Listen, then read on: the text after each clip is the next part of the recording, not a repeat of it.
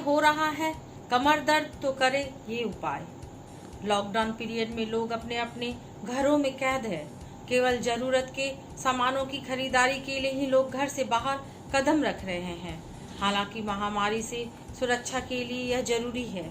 इस दौरान लोग वर्क फ्रॉम होम यानी घर से ही काम कर रहे हैं। ना गली मोहल्ले में निकलना, ना ही पार्क में टहलना। घर में पड़े पड़े ज्यादातर समय या तो कुर्सी सोफे पर बैठे बीत रहा है या फिर बेड पर लेटे लेटे।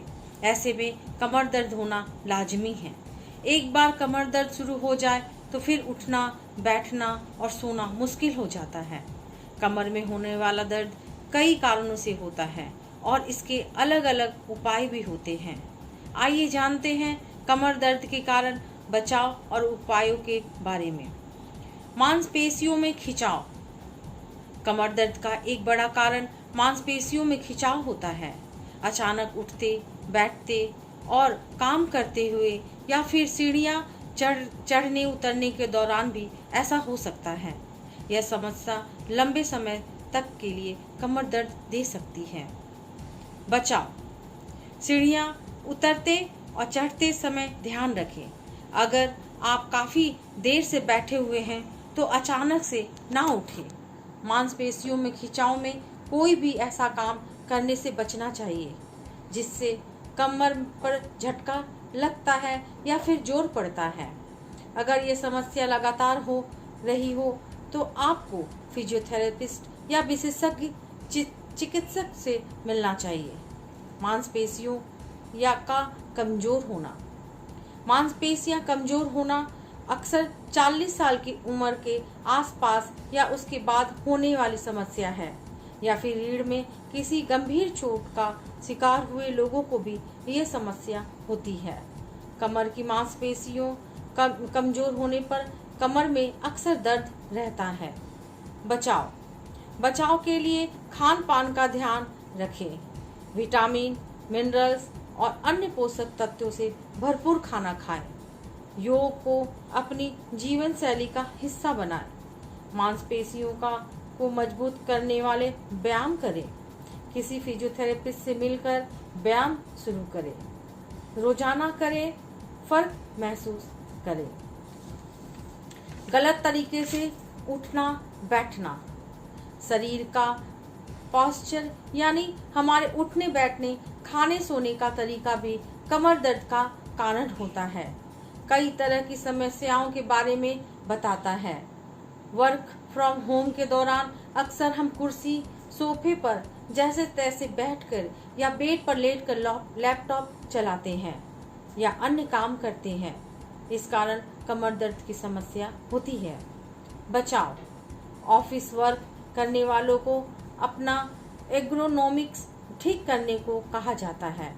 जैसे कि कमर दर्द की स्थिति में अगर घुटने मोड़कर कुर्सी पर बैठे तो ध्यान रखें कि पैर जमीन को ना छुए। एक ही अवस्था में बैठने से परहेज करें। लगातार लंबे समय तक ना बैठे। बीच बीच में उठकर ब्रेक लेते रहें। ज्यादा परेशानी होने पर डॉक्टर से मिलें। हमारे सोने का तरीका कैसा हो।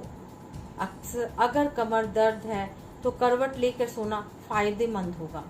ऐसे में कमर सीधी रहती है और शरीर को आराम मिलता है।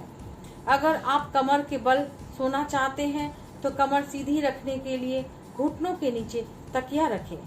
अगर पेट के बल सोने की आदत हो तो पेल्विस के नीचे पतला तकिया रखें। ऐसा करने से कमर सीधी रहती है। मैं ललिता कुमारी, धन्यवाद। नमस्कार, मैं डॉक्टर अरुण कुमार।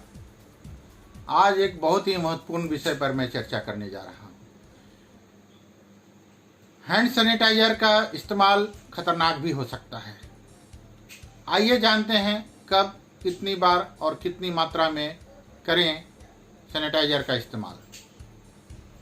देश दुनिया में कोरोना वायरस के मामलों में लगातार बढ़ोतरी होते जा रही है। इस वायरस से बचने का एक ही तरीका है साफ सफाई। सैनिटाइजर के इस्तेमाल से आसानी से हाथों को साफ किया जा सकता है। अभी तक कोरोना से बचाव के लिए सैनिटाइजर का इस्तेमाल करने की सलाह दी जा रही थी, पर आज आपको बताते हैं कि सैनिटाइजर का अधिक इस्तेमाल खतरनाक भी हो सकता है। सैनिटाइजर का अधिक इस्तेमाल सेहत के लिए ठीक नहीं है। आइए जानते हैं सैनिटाइजर के अधिक इस्तेमाल से क्या नुकसान हो सकता है और इसका कितनी बार और कितनी मात्रा में यूज किया जा सकता है। अच्छे बैक्टीरिया भी मर जाते हैं। शरीर में अच्छे और बुरे दोनों तरह के बैक्टीरिया पाए जाते हैं। सैनिटाइजर के अधिक इस्तेमाल से बुरे बैक्टीरिया के साथ ही अच्छे बैक्टीरिया भी समाप्त हो जाते हैं।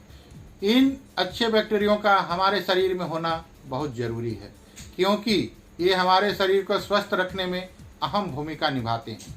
एक रिपोर्ट में यह कहा गया है कि अगर ज़रूरी हो तभी हमें सैनिटाइजर का इस्तेमाल करना चाहिए। किन परिस्थितियों में सैनिटाइजर का उपयोग नहीं करना चाहिए? अगर आपके पास साबुन से हाथ धोने का विकल्प हो। एक रिपोर्ट में दावा किया गया है कि साबुन से हाथ धोना ज़्यादा बेहतर विकल्प हो सकता है।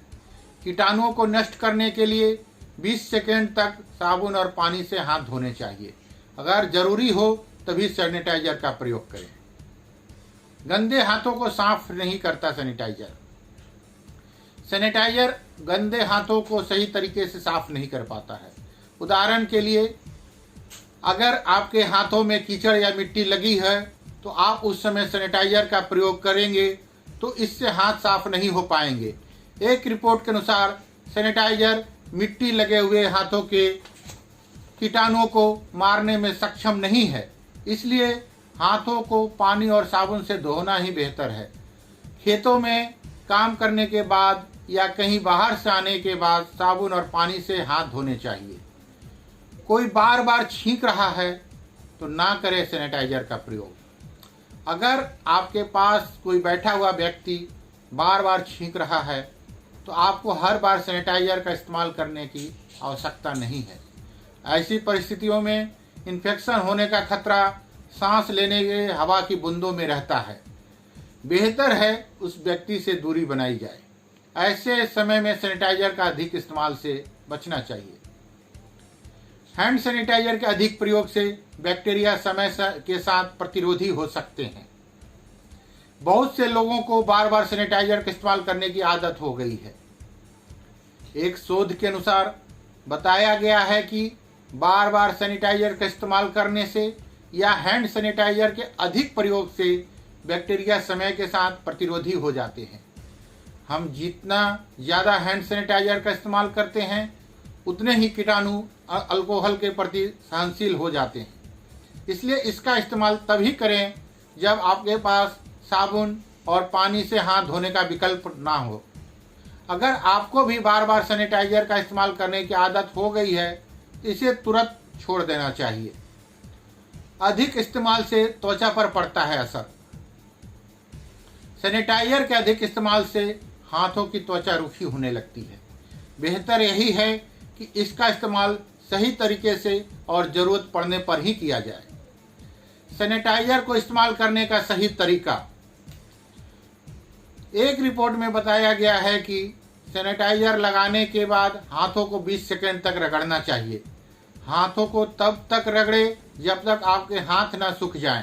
हैंड सैनिटाइजर के इस्तेमाल से कई तरह के इन्फेक्शन से बचा जा सकता है, परंतु इसका अधिक इस्तेमाल ना ही करें तो बेहतर है। धन्यवाद। आपका अपना डॉक्टर अरुण कुमार।